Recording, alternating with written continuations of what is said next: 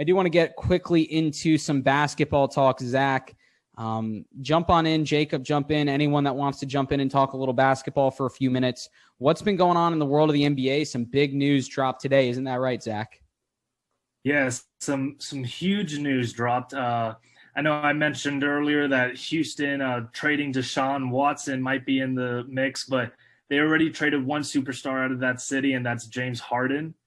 Traded James Harden over to the Brooklyn Nets. I think I have here, it was a huge blockbuster trade, 4 teams in it.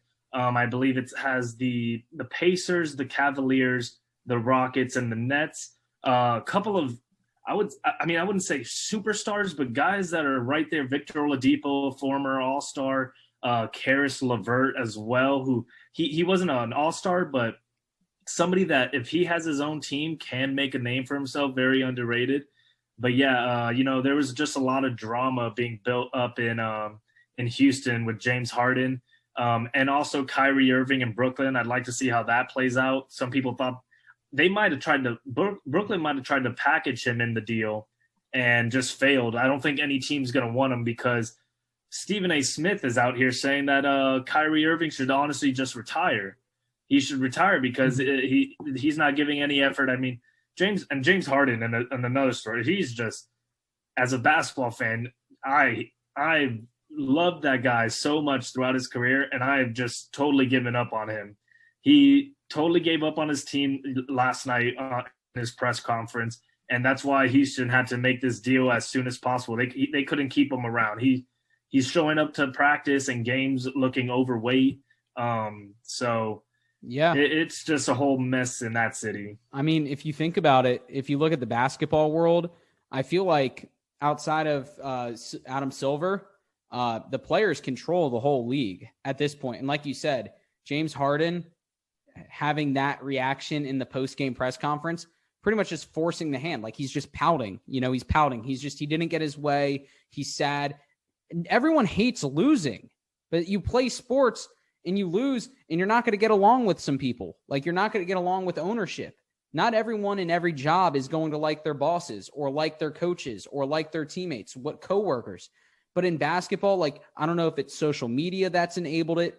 I don't know if it's all the sports talk radio. I think it's the fact that it's a 5-man team. And so adding one superstar makes a world of a difference to a team.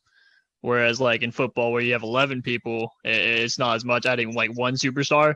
But in basketball, if like you add a Kevin Durant or a James Harden or a LeBron James to that team, they're instantly playoff bound. And that's a good point. I like that thought there actually, where it's just like finish out your contract and then move on to the next step. But I also think what I don't like about it is it doesn't seem like players are willing to go through 1 or 2 years of growing pains to build a dominant team. Like it seems like they just want to get traded to a situation that's already going to go to the finals, or get picked up. And that's fine. Like if you want to do that in free agency, but it's almost like they're all looking at their friends playing over here on the green grass, and then they're over here playing in the dirt lot. And it's like, they're like, oh, well, I want to go play over there. I want to get traded over there. And they don't want to go through the process of being there as that superstar that's going to be the cornerstone of the franchise. I mean, we saw Giannis Antetokounmpo. We saw Giannis. He stayed in Milwaukee. I think I butchered his name, but he stayed in Milwaukee for a little while. He just signed an extension there.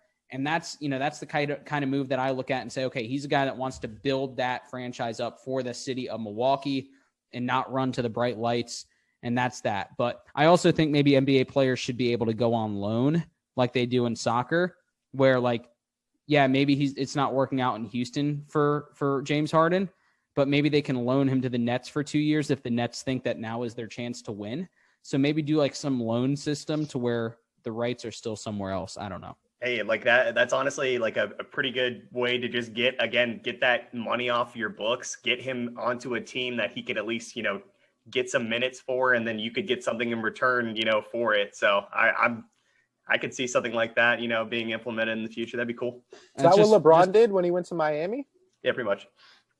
Yeah, he went on loan. Well, I do want to move